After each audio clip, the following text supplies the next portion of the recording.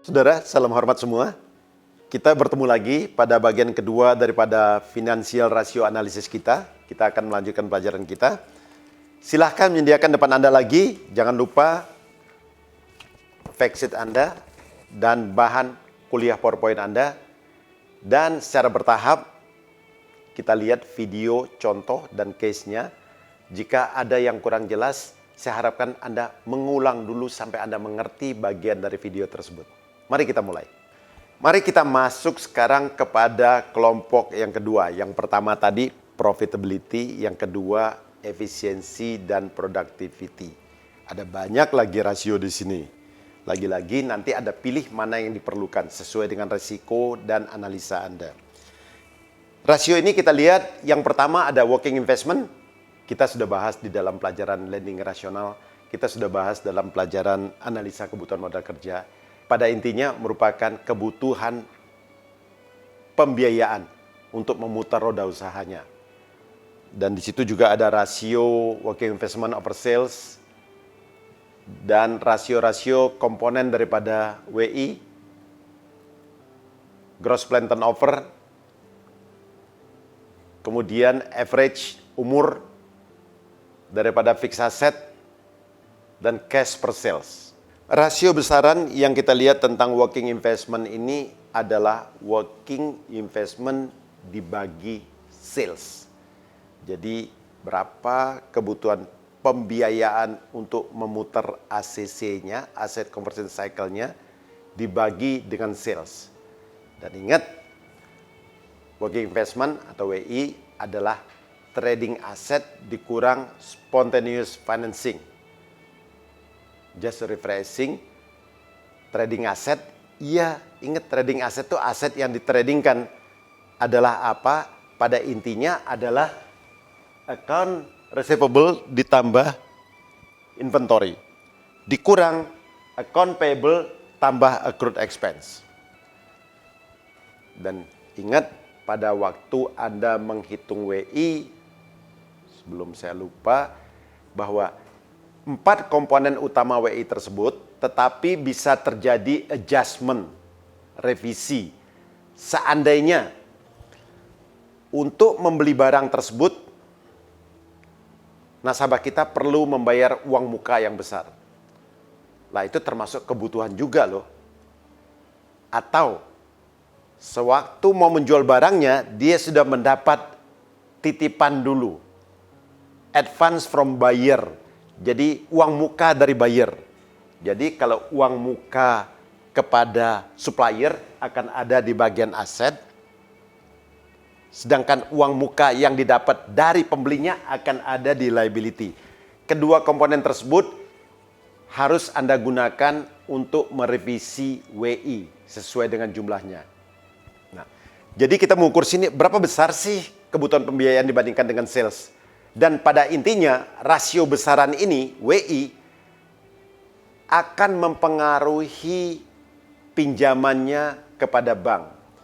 Jadi semakin tinggi WI-nya, kebutuhan dana semakin tinggi, ya semakin tinggi juga pinjaman bank. Semakin rendah WI-nya, semakin sedikit pinjaman bank. Dan kita tahu kalau semakin tinggi pinjaman bank, artinya bunga yang dibayar juga semakin banyak. Dampaknya profit yang dapat juga semakin kecil. Jadi faktor-faktor yang mempengaruhinya secara umum pasti perubahan jangka waktu penjualan atau pembelian. Jadi kalau jual barang menjadi AR, days on hand, umur piutang dagang. Kalau beli barang jadi AP. Kemudian perpanjangan atau perpendekan siklus daripada ACC. Tadi kalau dia produksi barang selesai misalnya 2 minggu, dengan teknologi lebih bagus, efisiensi jadi 1 minggu. Itu akan memperpendek inventory days on hand.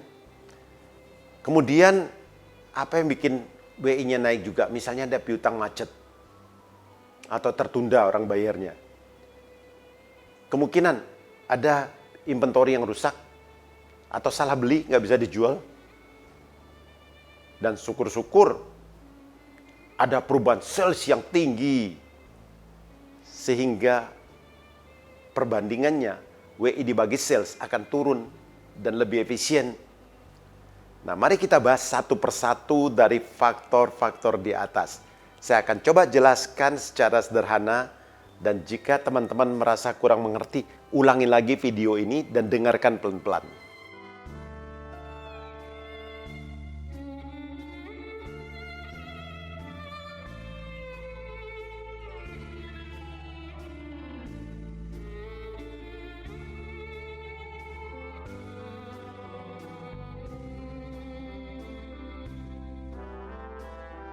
Empat rumus berikut ini yang akan saya bahas adalah rumus yang sangat simpel, yang pada intinya berhubungan dengan umur daripada fixed asset, dalam hal ini yang berhubungan dengan depresiasi.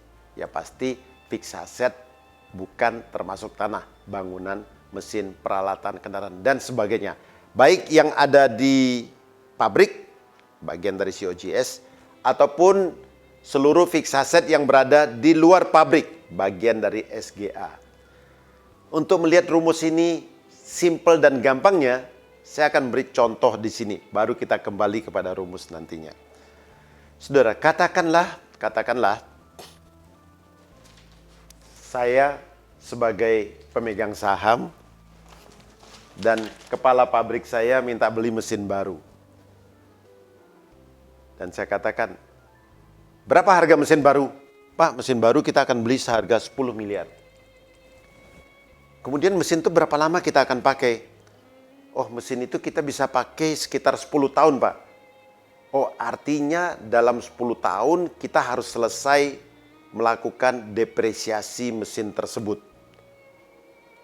Artinya setahun kita harus depresiasikan 10% atau kurang lebih 1.000. Nah, jadi Anda bayangkan di sini, saya beli mesin 10 miliar, saya akan pakai 10 tahun, setiap tahun saya akan depresiasikan 10% atau 1.000, sehingga pada tahun ke-10 selesai. Dan saya akan beli mesin baru lagi. Lah, tetapi Anda sebagai account officer, Anda tidak tahu tentang ini. Yang tahu tentang ini adalah saya, pemegang saham dan pabrik. Tetapi di dalam laporan yang Anda terima dari nasabah, laporan keuangan, Anda tahu di dalam balance sheet ini ada angka yang namanya gross plan atau gross fixed asset. Ingat, fixed asset tidak termasuk tanah tadi. Anggaplah di sini saya katakan tadi ada 10 miliar. Dan di dalam balance sheet yang sama, aset sini Anda dapat akumulasi depresiasi, penghapusan, total penghapusan yang ditabung di sini. Jadi kita dapat di sini akumulasi depresiasi. Katakan saja sebesar 4 miliar. Sehingga saya mendapatkan sekarang net plan atau net fixed asset. Sama ya. Net plan atau net fixed asset sebesar 6.000. Di saat yang sama, di dalam laporan keuangan Anda akan lihat di sini depreciation expense dan depreciation expense. Ada dua di sini. Dan kalau kita tahu depreciation expense-nya per tahun, totalnya 1.000. Ingat, Anda hanya melihat laporan, yang ini Anda tidak tahu loh. Simple. Setiap tahun berapa didepresiasi? 1.000. Fixed asset berapa? 10.000. Jadi berapa tahun umur plan itu selesai? Atau berapa tahun umur ekonomis plan itu? 10 tahun bagi 1.000, ya 10 tahun. Berapa tahun yang sudah terpakai? 4.000. Dibagi 1.000, 4 tahun. Berapa sisa umur yang belum terpakai? 6.000 dibagi 1.000, 6 tahun. Atau kalau kita bicara dari umur 10 tahun, berapa bagian dari umur itu sudah terpakai? 4 bagi 10, 40% dari umur sudah terpakai. Atau rumus lain lagi, setiap tahun seperberapa sih didepresiasi? 1.000 dibagi 10.000.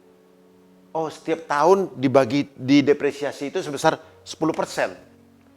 Jadi Anda lihat korelasinya. Korelasi ini. Depresiasi 10%, artinya umurnya 10 tahun. Karena 10.000 dibagi 1.000. Kalau depresiasinya katakanlah 500 dengan fix aset 10.000, artinya umurnya 20 tahun dong. Bisa mengerti? Mari kita lihat rumusnya sekarang. Dan intinya inilah rumusnya. Mau Anda bolak-balik gimana pun, Anda harus mendapatkan konsepnya. Jangan pernah menghafal rumus. Ingat, di dalam seluruh analisa finansial, jangan pernah menghafal rumus tetapi mengerti konsep daripada suatu rumus apa yang akan dicari dan apa artinya. Rumus yang pertama, average plan life. Tadi kita bicara, gross plan dibagi depreciation expense. Nah, angkanya bisa berubah nggak? Bisa naik, bisa turun. Dan apa saja yang mempengaruhi bisa berubahnya umur fixed asset ini? Ya tadi kita katakan, gross plan fixed asset dibagi depreciation. Jadi depresiasi. Kalau sistem depresiasinya berubah, ya umurnya juga berubah dong. Kalau ada penambahan, di fixed asset ada yang bertambah, ya umurnya juga berubah dong. Jadi 1.000-nya, 10%-nya berubah, pasti angkanya berubah. Fixed assetnya ditambah, pasti umurnya juga akan berubah. Atau sebagian perusahaan melakukan yang kita kenal dengan istilah sell and lease back. Apa sih sell and lease back? Intinya saya punya mesin 10 miliar. Sekarang saya jual ke finance company. Kemudian saya sewa balik dari finance company. Sell and lease back, sewa lagi. Jadi intinya menggunakan finance company persis seperti bank. Mesinnya kita jual ke mereka, terus kita sewa sampai mesin itu lunas. Dengan kata lain, kita cicil sampai mesin itu lunas. Lah otomatis ini mesin hilang dari buku. Lah kalau mesin ini hilang dari buku, seolah-olah jadi bagus rasionya. Dalam hal spreading, kita sudah bahas di pelajaran spreading. Jika terjadi itu finansial atau kapitalis, treatmentnya sama. Jadi saya ulangi di sini untuk refreshing. Apabila di sini terjadi ada mesin-mesin yang dibeli melalui leasing atau dijual kemudian disewa kembali, sell and lease back, sewaktu Anda melakukan spreading, nilai mesin tersebut harus dimasukkan kembali ke dalam fixed asset. Lah kalau ini masuk, ya utangnya juga masuk dong, dua-dua masuk. Sehingga real fixed asset kelihatan, dan yang penting real daripada kewajiban kelihatan di situ. Jadi